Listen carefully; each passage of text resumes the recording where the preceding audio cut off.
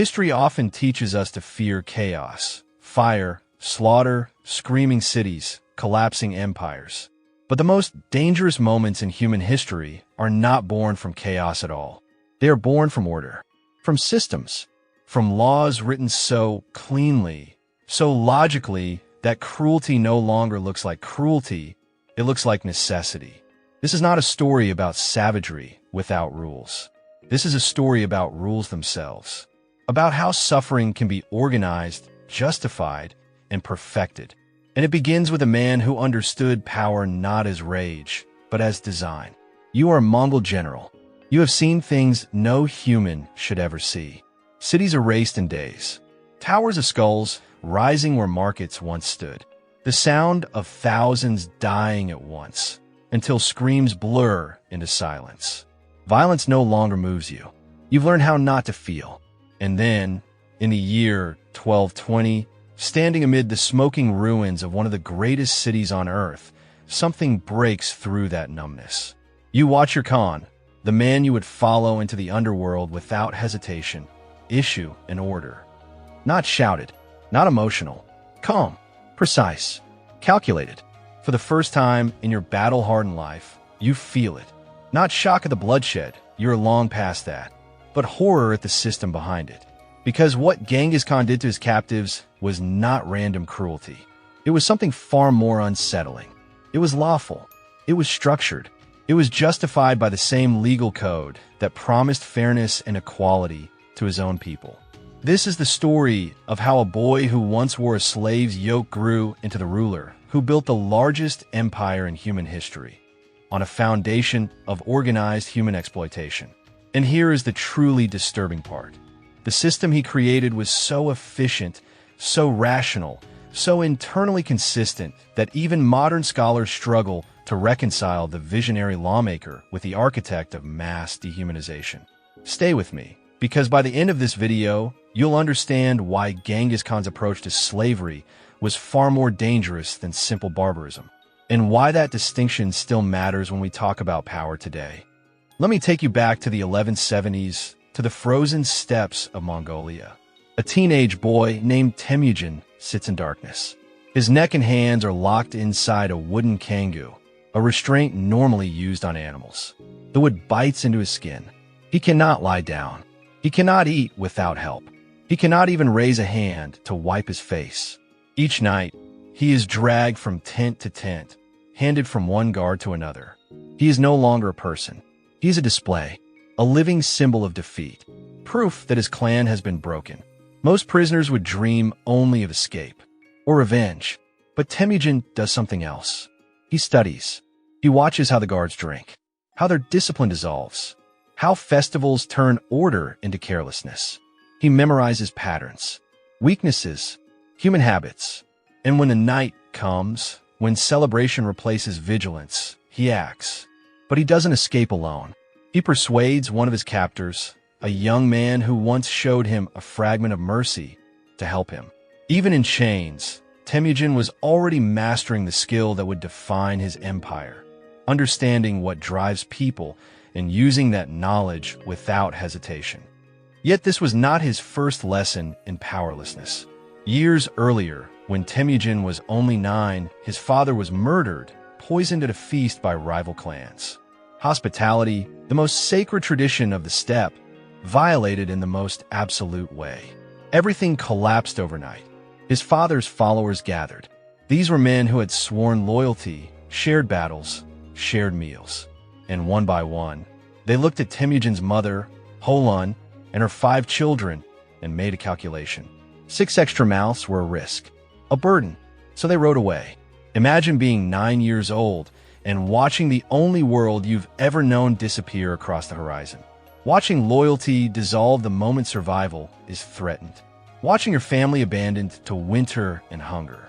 Holun kept them alive through sheer will. She taught them to dig roots from frozen soil, to trap marmots, to eat what was barely food, just enough to live.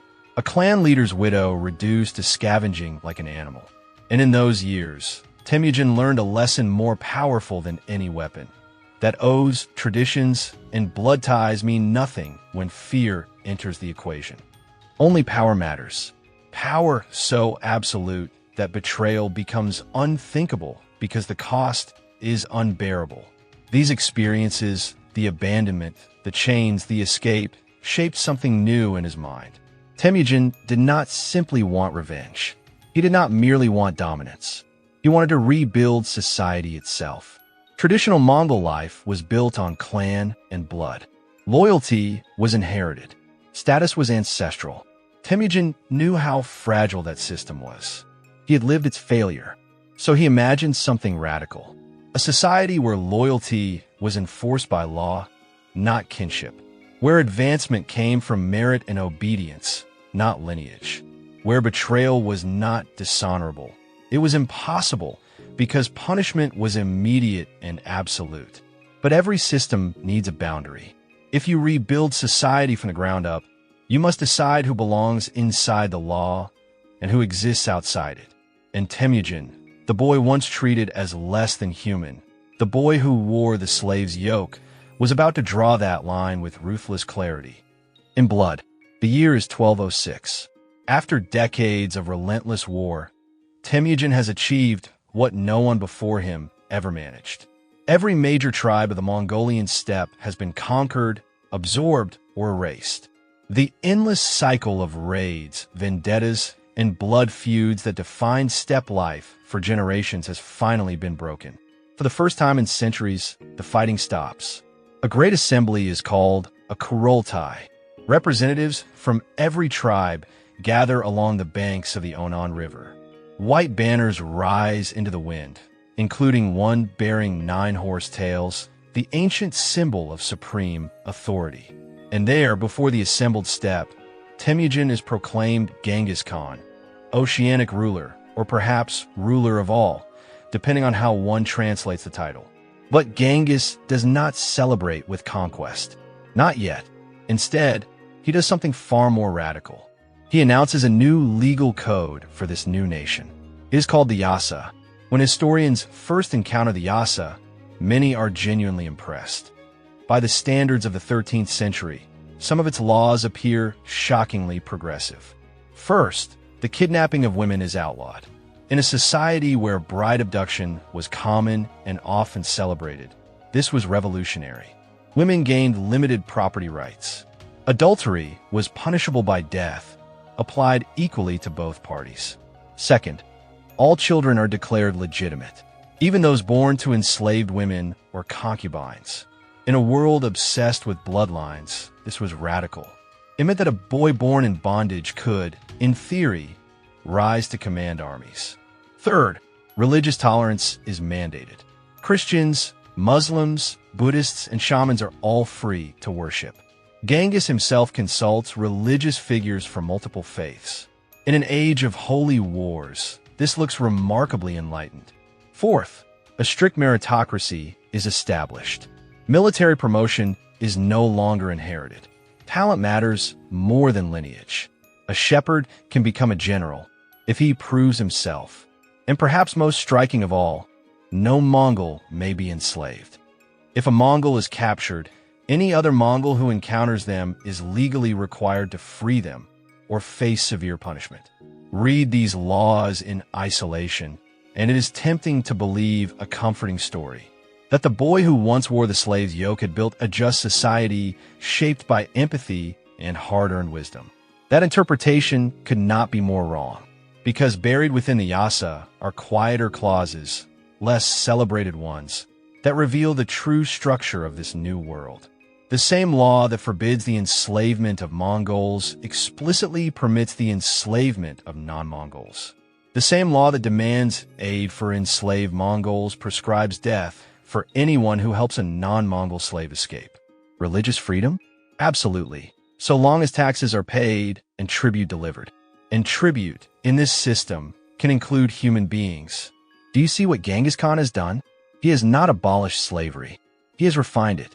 He has created a legal order where enlightened protections apply exclusively to one group, Mongols, while everyone else exists in a legal vacuum, stripped of rights, safeguards, or recognition. But the Yasa goes even further. It dismantles the traditional tribal system entirely. Genghis reorganizes the population and the army into units of 10, 100, 1,000, and 10,000. An Arban is 10 men. A Jagan is 100. A Minghan is 1,000. A Tuman is 10,000. Your commander is no longer your clan chief. Your loyalty is no longer to blood or family. It is to your unit and, ultimately, to the Khan himself. If one man flees from a unit of 10, all 10 are executed. If one unit collapses, all connected units are punished. Responsibility becomes collective. Betrayal no longer threatens just the individual. It endangers everyone he loves. This system does not rely on loyalty to a person. It relies on fear of a structure. Impersonal, self-enforcing, almost flawless. The first crack appears sooner than expected. A governor named Kakachu is appointed to rule the forest tribes of Siberia. By most measures, he is effective. Tribute flows. Order is maintained. But he abuses his position. He begins abducting local women, dozens of them, building a private harem through force. Remember, the Yasa explicitly forbids the kidnapping of women. It is one of its most celebrated principles. Eventually, the local tribes rebel. They capture Kakachu. They execute him. Genghis Khan responds with an army. The rebellion is crushed. No praise is given. No acknowledgement of injustice. The message is unmistakable. Kakachu's crime was not the abductions. It was getting caught. It was destabilizing the system. The Yasa protected women, Mongol women. Everyone else existed under a different logic entirely. Slowly, Genghis's generals began to understand what they had misunderstood. This law code was never about justice. It was about efficiency. It was about building a stable core that could project violence outward without tearing itself apart. But even they do not yet grasp how far this system will go. Not until Bukhara. The year is 1220. Bukhara is one of the jewels of the Islamic world, a center of scholarship, commerce, and art. Its libraries hold knowledge gathered from across continents. Its craftsmen produce works so refined that kings from Europe to China covet them. The population numbers around 30,000, protected by strong walls and confident defenders. And Genghis Khan is coming. The Mongol army arrives like a storm, but it does not attack. Instead, it surrounds the city. Supply routes are severed. A message is sent to the governor. Surrender, pay tribute, acknowledge Mongol authority, and the city will be spared. The governor refuses. The Mongols divert a nearby river, flooding the moat and undermining the walls. Within days, the defenses fail. The garrison attempts to break out. Almost all are slaughtered. The citadel holds for 12 more days. When it falls, every soldier inside is executed. The civilians are spared. For now, Genghis Khan enters the city personally. He rides to the Grand Mosque. Qurans are thrown onto the floor. Ornate chests, once used to hold sacred texts, become feeding troughs for Mongol horses. Then the city's elite, the scholars, merchants, clerics, nobles, are summoned to the courtyard. And Genghis speaks, "I am the punishment of God. If you had not committed great sins, God would not have sent a punishment like me upon you." It is conquest layered with theology. He turns their own faith into a weapon, framing annihilation as divine judgment. And then, something chilling happens. There is no chaotic massacre, no uncontrolled looting. Instead, the population is sorted. Artisans are registered, their skills cataloged. They are relocated to Karakoram to work for the empire, fed, housed, protected, enslaved but alive. Young men are formed into labor battalions, used as human shields in future sieges, driven forward to absorb arrows and fill moats with their bodies. Women and children are divided again. Attractive young women are distributed or sold. Some become concubines. Children are adopted into Mongol households, not out of mercy, but to erase their culture and identity. And the elderly, the sick, the useless, they vanish from the record. This is not chaos. This is administration. And it is here that Genghis Khan's system reveals its true face, not barbarism, but something far more dangerous. Order without humanity. Now place yourself in the boots of one of Genghis Khan's generals and watch this unfold in real time. You have followed this man for years. You believe in Yasa. You believe you were helping build something superior to the endless blood feuds and chaos of the old steppe world. You believed order had finally replaced savagery. And now you were standing inside a conquered city, watching human beings processed like livestock. Men, women, and children reduced to categories. Lives converted into numbers. Skills assessed. Bodies assigned functions. You watched the same Khan who outlawed the enslavement of Mongols calmly oversee the mass enslavement of tens of thousands of others. And suddenly it becomes clear. The Yasa was never designed to protect people. It was designed to protect Mongols. Everyone else exists outside the law. They are not citizens. They are not subjects. In legal terms, they are barely human at all. They are resources, assets, property. One Mongol officer, whose account survives in Persian chronicles, described the moment of realization like this.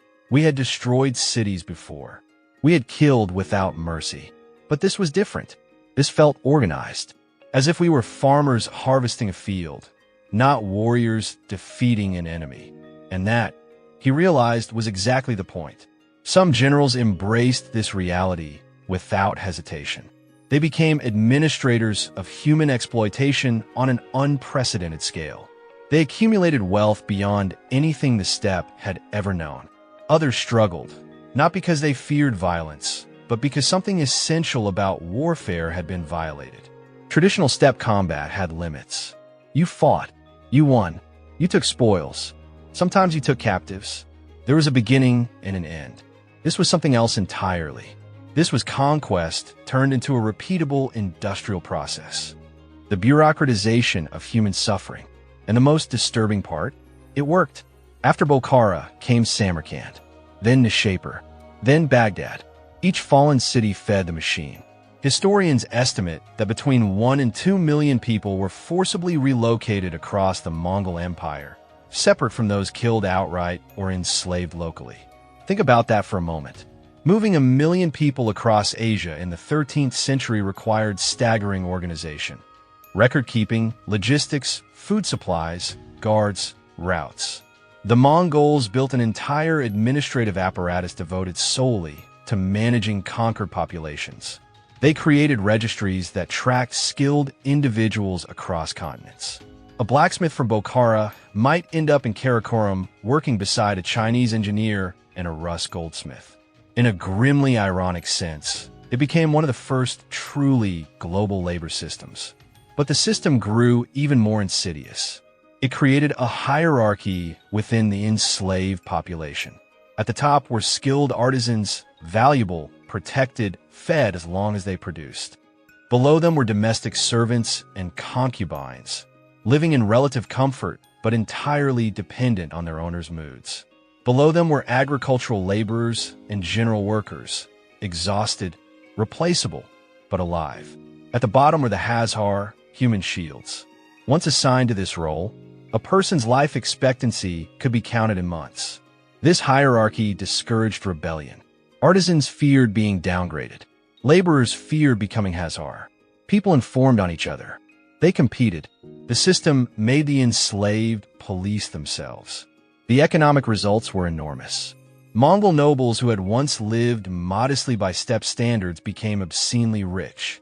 A single campaign could reward an officer with dozens of skilled slaves, vast quantities of gold and silver, and lucrative trade connections.